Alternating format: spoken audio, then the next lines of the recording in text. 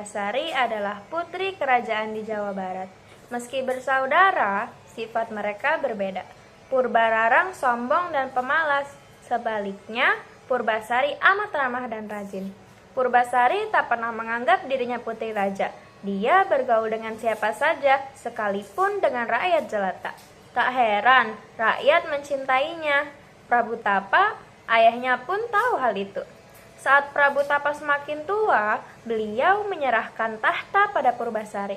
Tentu saja, hal itu membuat Purbararang berang. Seharusnya aku, ayah, aku kan anak sulung. Prabu Tapa lalu menjelaskan dengan penuh kasih sayang. Bukan masalah sulung atau bungsu, ayah memilih Purbasari karena melihat rakyat begitu mencintainya. Purbasari memerintah dengan bijaksana. Dia mewarisi segala kelembutan dan kebaikan hati ayahnya. Purbararang amat jengkel, dia masih tak terima. Seharusnya aku yang jadi ratu, tekadnya. Purbararang lalu merencanakan siasat jahat untuk Purbasari agar tahta kerajaan jatuh ke tangannya. Suatu hari, terdengar teriakan dari kamar Purbasari. Prabu Tapa dan Purbararang tergopoh-gopoh mendatangi Purbasari. Ya ampun, apa yang terjadi padamu? Tanya Prabu Tapa pilu. Kulit tubuh Purbasari berbintik-bintik hitam, sebagian di antaranya mengeluarkan nanah yang bau. Kenapa jadi begini? Purbasari menangis tak mengerti. Melihat adiknya menangis, Purbararang tak kasihan. Dia malah membujuk ayahnya untuk mengasingkan Purbasari. Ayah, jangan-jangan ini penyakit menular, dia harus diasingkan. Ayah tak mau kan seluruh negeri terserang penyakit mengerikan ini? Mendengar perkataan kakaknya, Purbasari semakin menangis. Jangan asingkan aku, ayah. Prabu Tapa bimbang. Apalagi tabib istana juga tak mengerti apa yang terjadi pada Purbasari. Purbararang benar, jika ini penyakit menular, seluruh rakyat bisa terserang. Maafkan ayah, nak, ini untuk kebaikan semua orang, kata Prabu Tapa. Akhirnya Purbasari diasingkan ke hutan. Di sana, patih istana membuatkannya sebuah rumah sederhana. Hati Purbasari amat sedih, namun demi rakyatnya, ia akhirnya ikhlas. Purbasari mulai menjalani hari-harinya di hutan. Walau tak ada yang bisa diajak bicara, dia bisa bercanda dengan burung, semut, dan kupu-kupu. Purbasari berusaha tetap ikhlas. Suatu pagi, Purbasari sedang memetik bunga. Tiba-tiba, dari atas pohon ada hewan berayun-ayun. Oh, ada lutung, teriak Purbasari. Lutung itu turun, lalu menyodorkan sebiji mangga pada Purbasari. Purbasari amat senang. Kini ia punya teman, meski tak bisa bicara. Lutung itu amat mengerti Purbasari. Dia membantu Purbasari mencari makan.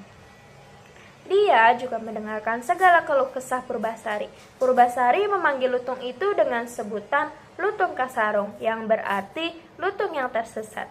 Sudah berbulan-bulan Purbasari tinggal di hutan, namun penyakitnya tak sembuh juga. Ia bercermin, memandang wajahnya yang tampak mengerikan. Duhai Tuhanku, kapan penyakitku akan sembuh? Tanyanya pilu.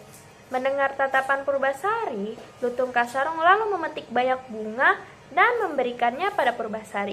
Kamu ingin aku membasuh diri dengan bunga-bunga ini? Tanya Purbasari. Lutung Kasarung mengangguk. Percuma, bau tubuhku terlalu busuk. Purbasari menolak. Namun, Lutung Kasarung terus memaksa. Ia membawa Purbasari masuk ke dalam hutan.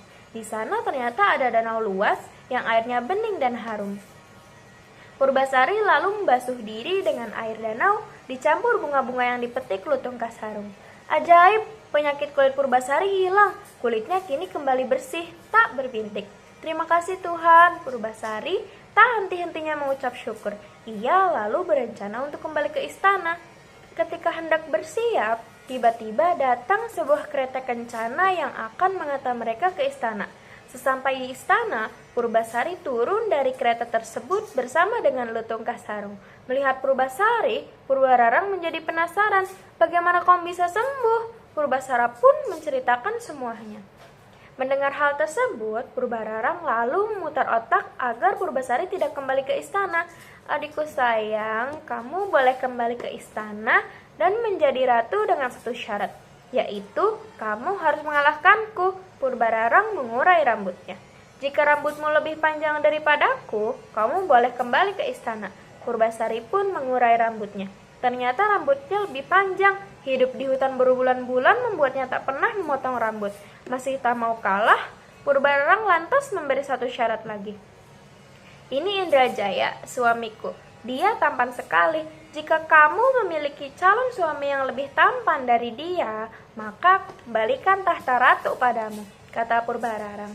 Purbasari terdiam. Ia tak memiliki calon suami. Saat hendak membuka mulut, mengakui kekalahannya, tiba-tiba Lutung Kasarung menarik jari Purbasari dan menunjuk dirinya sendiri. Oh, kamu mau jadi suamiku, tapi kamu kan... Purbasari berbisik bingung. Lutung Kasarung mengangguk-angguk sambil terus menunjuk dirinya. Calon suamiku adalah dia, Purbasari menunjuk Lutung Kasarung. Sontak pecahlah tawa Purbararang dan Indrajaya. Lutung, calon suamimu Lutung. Mana mungkin dia mengalahkan ketampanan Indrajaya? Purbararang dan Indrajaya membalikkan tubuhnya, bersiap kembali naik ke kereta kencana. Sebelum Purbararang melangkahkan kaki, terdengar suara aneh. Ajaib, tubuh Lutung Kasarung tiba-tiba berubah menjadi pria yang jauh lebih tampan dari Indrajaya. Siapa kamu? Purbararang ketakutan. Ia menelisik pria itu dari ujung rambut hingga ujung kaki. Aku Lutung Kasarung, calon suami Purbasari. Purbasari terkejut, lalu Lutung Kasarung menceritakan asal-usulnya yang ternyata merupakan pangeran. Saat masih bayi, ia dikutuk oleh musuh ayahnya. Kutukan tersebut akan hilang jika ada perempuan baik hati yang mengakuinya sebagai calon suami. Purbararang lantas mengaku kalah. Ia mengajak Purbasari pulang ke istana dan kembali menjadi ratu. Tak berapa lama, Lutung Kasarung datang melamar Purbasari. Mereka menikah dan hidup bahagia selama-lamanya. Dan mungkin segitu saja. Wassalamualaikum warahmatullahi wabarakatuh.